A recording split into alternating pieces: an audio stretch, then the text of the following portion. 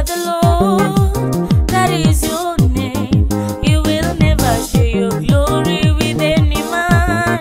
You will never Wapendwa wana wa Mungu, na wasalimu katika jina la Yesu Kristo, Bwana Mwokozi wa maisha yetu. Tunayo fursa njema tunapoendelea kutafakari neno la Mungu kuhusu kuufahamu ulimwengu wa roho na ulimwengu wa mwili. Na anayekuletea kipindi hiki ni mimi mtumishi wa Mungu, jina langu naitwa Christian Mwabukusi wa huduma ya madhabahu ya Kristo. Kipekee ukitaka kuwasiliana na mimi kwa njia ya maombi, kwa njia ya ushauri na kwa njia ya sadaka zako, basi naomba utumie namba za Airtel pamoja na Vodacom. Airtel ni namba 0692893294, 0692893294, na Vodacom ni 0768211785, 0768211785. Kwanza tuombe. Baba, tuko mbele zako tena, mimi pamoja na wenzangu, katika jina la Yesu Kristo, Bwana Mwokozi wa maisha yetu. Tunapokuja kwako tunaomba utusamee. Nisamee mimi, nimekukosea wewe. Ninaomba unitakase kwa damu ya Yesu nafsi yangu, roho yangu na mwili wangu. Ninaomba umtakase na mwenzangu pia. Na mazingira yote ambayo yana ushahidi wa makosa yetu, ninanyunyiza damu ya Yesu kwenye hayo mazingira yote. Damu ya Yesu kwenye nafsi yangu, roho yangu na mwili wangu. Damu ya Yesu pia kwa wenzangu wote na mazingira yao, katika jina la Yesu, kwa damu ya Yesu. Na Baba, tunapokuja kwako, naomba Roho wako Mtakatifu atusaidie kutafakari kwetu na kuomba kwetu, katika jina la Yesu. Amen. Wapendwa wana wa Mungu, kitabu ambacho nimekuwa nikikitumia katika kutafakari kwetu huku katika masomo yote haya matatu ni kitabu cha Mathayo, ile sura ya 6 mstari wa 9 na wa 10. Mathayo sura ya 6 mstari wa 9 na wa 10. Na maneno ya Mungu yanasema, basi ninyi salini hivi: Baba yetu uliye mbinguni, jina lako litukuzwe, ufalme wako uje, mapenzi yako yatimizwe hapa duniani kama huko mbinguni. Anaposema ufalme wako uje, anamaanisha serikali yako ije, mifumo ya serikali yako ije hapa, na mambo ya hapa yatekelezwe kama yanavyotekelezwa mbinguni. Ndio anasema kwamba mapenzi yako yatimizwe, yani kwamba yako mapenzi ya Mungu kwa ajili yangu siku ya leo, lakini inawezekana nikaishi nje ya mapenzi ya Mungu. Kwa hiyo Yesu anasema kwamba tuombe namna hiyo. Tuombe kwamba ufalme wa Mungu uje, lakini pia tuweze kuyafanya mapenzi ya Mungu. Sasa maombi yetu haya yanalenga kuufahamu ulimwengu wa roho na ulimwengu wa mwili, lakini pia kuombea mambo yote ya uchaguzi ya mwaka huu. Na sio kwamba tutaishia hapo. Tutaendelea kuomba hata baada ya uchaguzi. Tutaendelea kuomba kwamba ufalme wa mbinguni utawale mazingira yetu, utawale uchumi wetu, utawale wizara, utawale mikoa, wilaya, tarafa, kata, utawale vitongoji, utawale mchakato wa maisha yetu, utawale kuabudu kwetu. Ndio tunachotaka. Tunataka ufalme wa Mungu uje. Na nimewapa mfano kwamba kwenye Agano la Kale, ukitaka kuleta ufalme wa Mungu, basi ulikuwa unatakiwa kufanya juhudi fulani. Mungu alimwambia Musa, waambie watu wako watengeneze madhabahu, watoe sadaka, watengeneze madhabahu, watengeneze maskani ambayo mimi Mungu nikiona nitakuja kukaa kati yenu. Kwa hiyo na sisi pia tunatumia maombi. Kwa mfano sisi tunaweza tukatumia ramani ya Tanzania. Tunaweza tukatumia mihimili mitatu. Kama hapa kwenye meza yangu nimeweka mihimili mitatu. Nimeweka muhimili wa Ikulu huwa hapo, nimeweka muhimili wa bunge huwa hapa, na nimeweka muhimili wa mahakama huwa hapa. Lakini juu yake nimeweka sadaka kama kipindi kilichopita nilivyosema. Na sadaka hizi nimekuwa na muomba Mungu. Nimeweka 10,010, 5,500, 2,200, 1,100 na sarafu ya 500 kuwakilisha sarafu nyingine zote. Halafu ninamuomba Mungu Baba, lakini pia hizi pesa ninazitakasa. Nimeweka kichupa cha mafuta huku na kichupa cha mafuta huku. Upande mmoja ninaita fedha, upande mwingine ninaita dhahabu. Kwa hiyo ni mapenzi ya Mungu kwamba anatutaka tutamani ufalme wake, tunatamani mazingira yake. Kuna watu wengine wanaitamani Marekani, wengine wanaitamani Canada, wengine wanautamani umoja wa Ulaya, anatamani kwamba ningekuwa naishi Ulaya. Lakini Yesu anasema tutamani ufalme wa mbinguni, tutamani mazingira ya mbinguni. Ndio anachokisema hapa. Unaona? Kwa hiyo nimefafanua mambo mengi huko nyuma. Lakini katika Agano Jipya Yesu anatutuma kuomba. Anasema tuseme kwamba ufalme wako uje. Tunaomba mamlaka yako ije, mifumo yako ya mbinguni ije. Ndio maombi yake. Lakini pia Bwana Yesu mwenyewe, yeye mwenyewe anaitwa chakula cha mbinguni. Yesu Kristo aliyekuja duniani, Mungu alichokileta duniani, Yesu anaitwa chakula. Huyo Yesu anaitwa sadaka. Na lengo lake anaitwa Emmanuel, manake Mungu pamoja nasi. Kwa hiyo ni sisi kuonyesha shauku na kuonyesha kwamba tunamtaka Mungu atusaidie katika mazingira yetu haya na katika uchaguzi unaoenda kufanyika mwaka huu na kila kitu kitakachofanyika. Kwenye kile kitabu cha Mathayo ile sura ya 6 mstari wa 48 mpaka 58. Samani, Yohana sura ya 6 mstari wa 48 mpaka 58. Yesu anasema, mimi ndimi chakula cha uzima. Baba zenu waliila mana jangwani wakafa.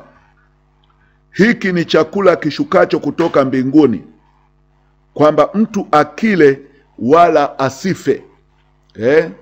Wanasema sasa hivi kuna watu wasiojulikana wanaua watu.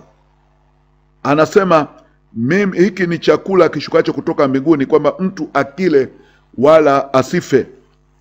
Mimi ndimi chakula chenye uzima, kilichoshuka kutoka mbinguni. Mtu akila chakula hiki ataishi milele. Na chakula nitakachotoa mimi ni mwili wangu kwa ajili ya uzima wa ulimwengu. Sio Tanzania tu, kwa ajili ya uzima wa ulimwengu. Kwa hiyo ninaweka upande huu wa sadaka ambazo naita fedha. Basi Wayahudi walishindana wao kwa wao, wakisema, awezaje mtu huyu kutupa sisi mwili wake ili tuule? Basi Yesu akawaambia, amini amini nawaambieni, msipoula mwili wake mwana wa Adamu na kuinywa damu yake, hamna uzima ndani yenu.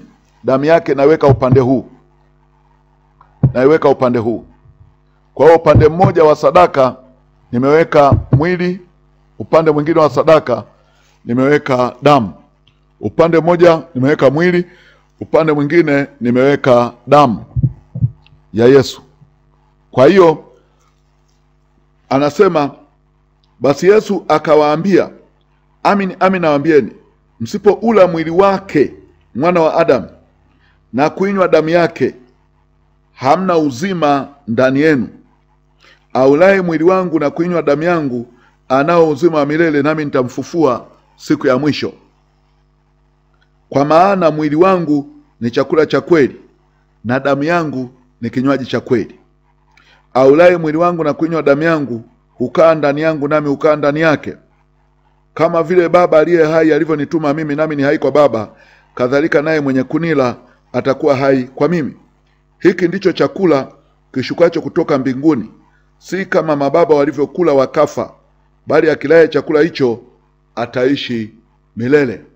Kwa hiyo katika maombi yetu haya tunayomwomba Mungu Baba kwa habari ya taifa hili, kwamba ufalme wake uje, lakini ufalme wake, pamoja na kwamba ufalme wa Mungu uko katika neno, ufalme wa Mungu uko katika neno na katika madhihirisho ya nguvu ya hilo neno. Ufalme wa Mungu haupo tu katika maneno, lakini katika uweza wa nguvu zake. Ufalme wa Mungu ulimleta Yesu katika mwili, anayeitwa mwili, ambaye ametoa mwili na damu yake. Naona ametoa mwili na damu yake. Kwa hiyo sasa, kwa mfano Melkizedeki kwenye kitabu cha Mwanzo ile sura ya 4 na samani ya 14. Mwanzo sura ya 14 mstari wa 18. Mwanzo 14:18 mpaka 20. Na Melkizedeki mfalme wa Salemu akaleta mkate na divai, kama hii nimeweka mimi, mkate na divai. Akaleta mkate na divai. Anasema naye alikuwa kuhani wa Mungu aliye juu sana. Akambariki akasema, Abraham abarikiwe na Mungu aliye juu sana, muumba wa mbingu na nchi.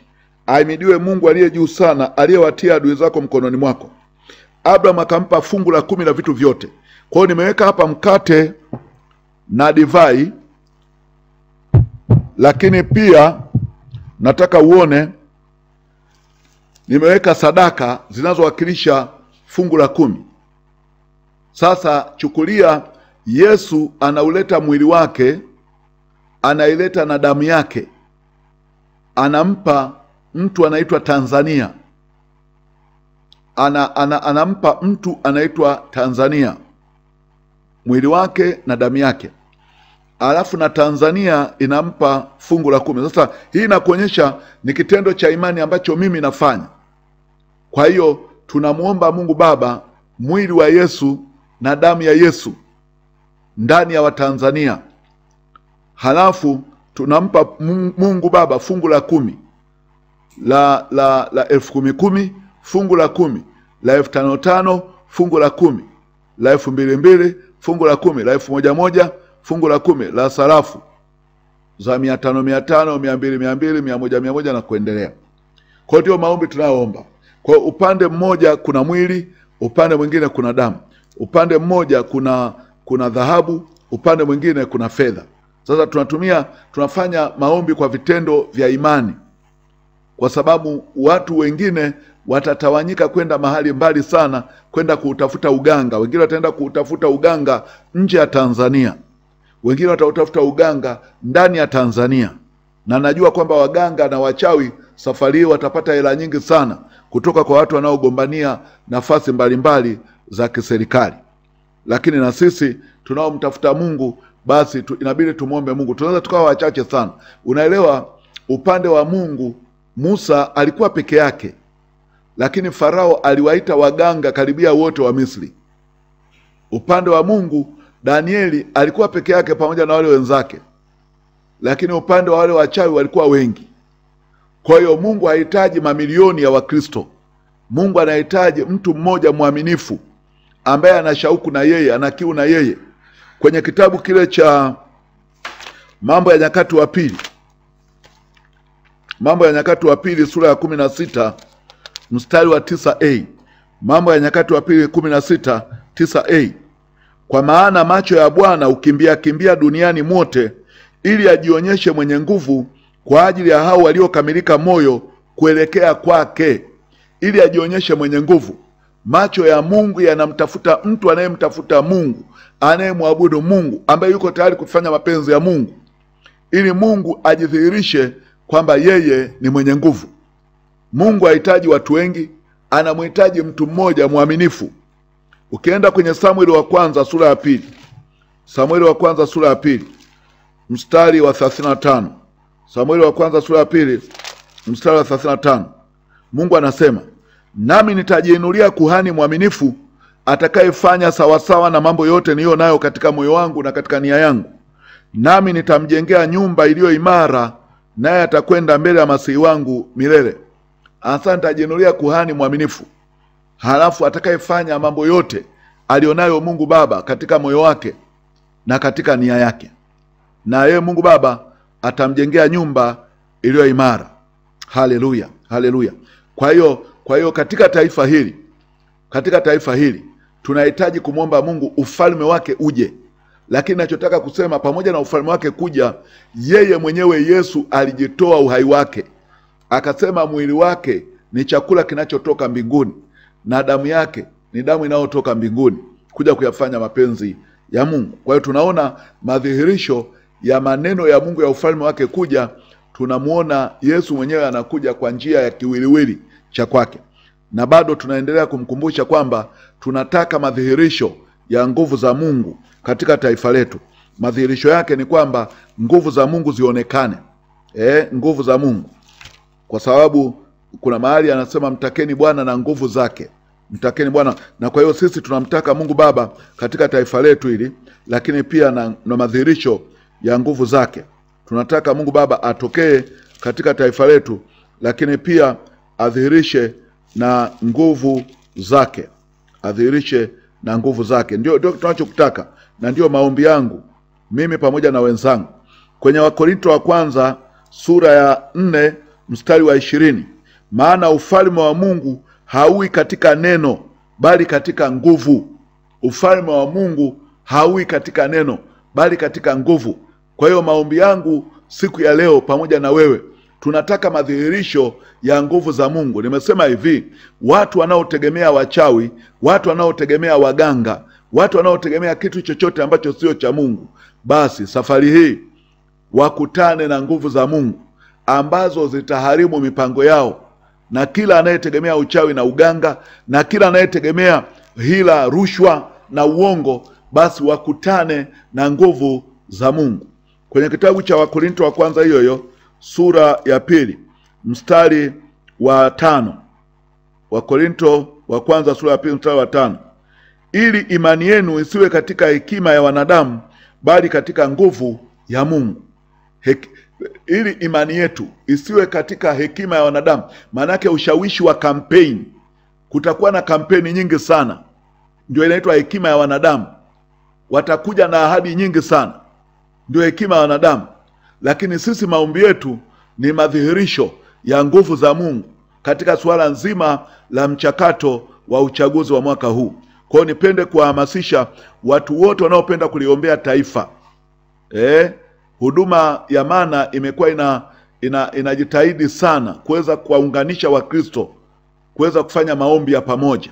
Niweze kuwahamasisha katika kongamano la mwaka huu la Mana kule Dodoma, kwamba watu wajiandae kwa sadaka, watu wajiandae kwa vitu mbalimbali, viwakilishi mbalimbali kutoka maeneo yao. Na viwakilishi ambavyo nimevitaja kwa maandiko ni udongo, unaweza kaja na udongo na jiwe kutoka eneo lako ambalo halijachongwa, jiwe la mtoni, halafu ukaja pia na maji. Kwa kama unatokea maeneo ambayo yana mabwawa makubwa, basi utachukua maji kwenye bwawa. Kama unatokea maeneo yenye maziwa, ziwa Victoria, ziwa Tanganyika, ziwa Nyasa, utachukua maji ya kutoka kwenye hayo maziwa. Kama unatokea upande wa bahari ya Hindi, basi utachukua maji kutoka bahari ya Hindi. Wenyeji wa Tanga, wa Pwani, Dar es Salaam, Lindi na Mtwara, wao watachukua maji kutoka bahari ya Hindi, watachukua mchanga wa ufukweni wa baharini, watachukua pia na mawe. Wakipata jiwe unakuja nalo, hata yale mawe yaliyoko pembezoni mwa bahari unaweza kuchukua jiwe hilo. Haya, wanaotoka Mbeya pia ziwa Nyasa, Ruvuma kule ziwa Nyasa na Rukwa, wanaweza kuchukua ziwa Nyasa na ziwa Tanganyika pia. Unaona? Kwa hiyo wote hao wanaweza akaja sambamba na sadaka zao, kama ambavyo nimeonyesha kwamba tunamtaka Mungu Baba na nguvu zake. Tunataka nguvu za Mungu, madhihirisho ya nguvu zake. Nimesema kwamba tunapomwomba Mungu Baba ufalme wake uje, ufalme wa Mungu haui katika maneno tu bali katika nguvu. Sasa ili madhihirisho ya nguvu za Mungu yaonekane, ndio maana tunaomba. Ndio maana tunaingia kwenye maombi. Mimi na wewe tunatakiwa tuingie kwenye maombi.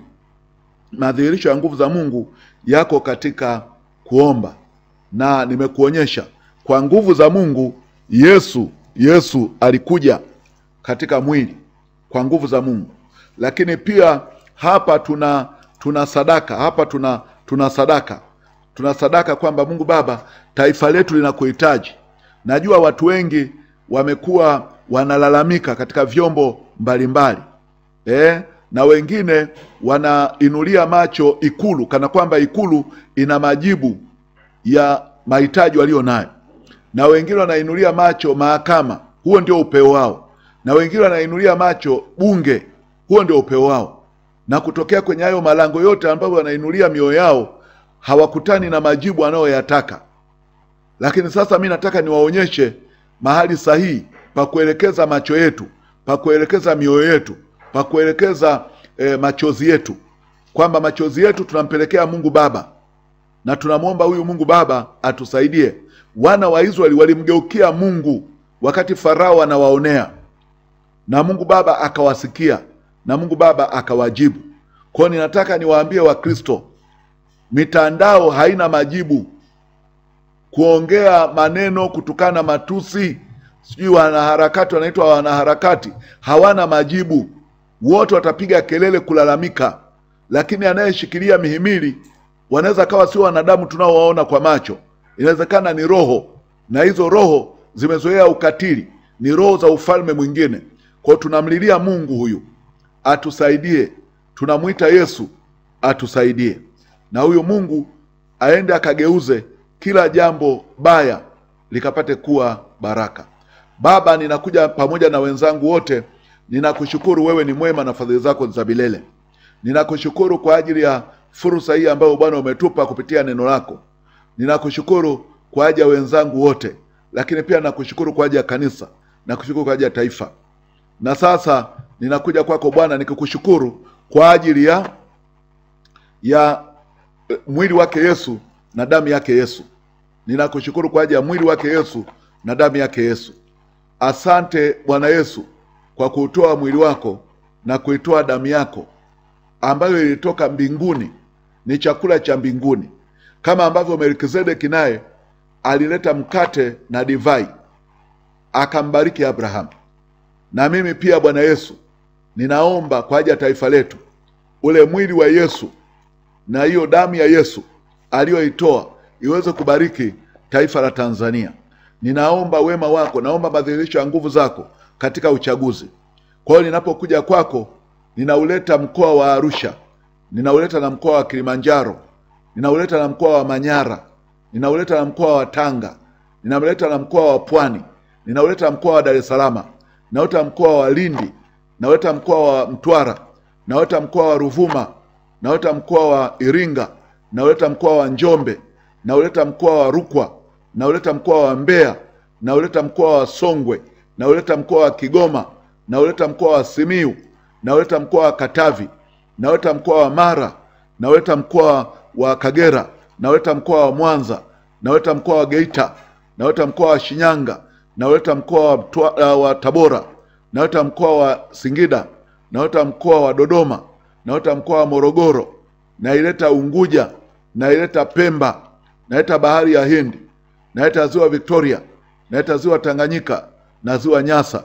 Ninaleta maeneo yote, naleta bonde la Ufa, naleta nyika, naleta mapoli, naleta miji, naleta vijiji na vitongoji, naleta nyanda za juu kaskazini, naleta nyanda za juu kusini. Ninaleta miinuko yote ya milima iliyoko Tanzania, kuanzia mlima Kilimanjaro na milima mingine yote. Ninaleta mabwawa na maziwa, ninaleta maeneo yote, barabara za vumbi na barabara za lami ambazo watu watapita katika kampeni zao. Katika hayo maeneo yote na nyunyiza damu ya Yesu. Ninaomba Bwana Yesu uwepo wako kaonekane katika taifa hili lote, kama ambavyo Roho Mtakatifu alikaa juu ya uso wa dunia ambalo lilikuwa na ukiwa, utupu na giza. Ndivyo ninavyokuomba Roho Mtakatifu katika anga zima la Tanzania, wewe ukakae Bwana, wewe ukatamalaki Bwana, ili tunapokuomba uweze kutusikia, ili tunapokuomba uweze kufanya, ili uweze kudhibiti hali zote ambazo shetani amezikusudia. Baba, kwa ajili ya utukufu wako mwenyewe na kwa ajili ya jina la Yesu Kristo aliyeutoa uhai wake kwa ajili yetu, ninaomba Bwana uyafanye mambo haya yote. Ninaomba upokee sadaka za watu wako, ninaomba uyasikilize maombi yao. Ninaomba Bwana uliangalie taifa hili. Ninaomba mbele zako Bwana kwa ajili ya uchaguzi wa wabunge, ninaomba kwa ajili ya uchaguzi wa maraisi, ninaviombea vyama vya siasa vilivyopo. Ninaomba neema yako. Ninaleta jeshi la wananchi, naleta jeshi la polisi, naleta jeshi la magereza, naleta watu wa mgambo, ninaleta kiburi chote cha Tanzania na majivuno yake na kujikweza kwake. Ninaleta mambo yote yanayochukiza ya Tanzania katika msalaba wako Yesu. Baba, ninaomba uingilie kati. Ninaleta tume ya uchaguzi, ninawaleta makada wote wa vyama mbalimbali, ninaleta vituo vyote vya kupigia kura mikononi mwako. Wewe ni Roho Mtakatifu mwenye uwezo mwingi. Ninaomba Baba uingilie kati kila kitu ambacho shetani anaweza akakiingilia. Ninaomba wema wako utusaidie na baraka zako zitutawale katika jina lako Yesu Kristo. Watu wote wanaoomba namna hii, ninaomba uwabariki pia. Wanayo mahitaji mbalimbali, wanao mahitaji ya kiroho, wanao mahitaji ya kiuchumi, wanao mahitaji ya kijamii, wanao mahitaji ya kimwili. Wote naomba wakutane na wewe. Baba, ninaomba ujitukuze, naomba umtukuze Bwana Yesu. Katika jina lako takatifu naomba na kushukuru. Amen. Wapendwa wana wa Mungu, mimi ambaye nimekuletea kipindi hiki naitwa Christian Mwabukusi wa huduma hii ya madhabahu ya Kristo, na namba zangu za simu ni 0768 211 785, 0768 211 785, na Airtel ni 0692 893 294, Airtel 0692 893 294. Mungu huyu ninayemwabudu na kumtumikia katika roho na kweli akubariki na kukuongoza maisha yako yote. Amen.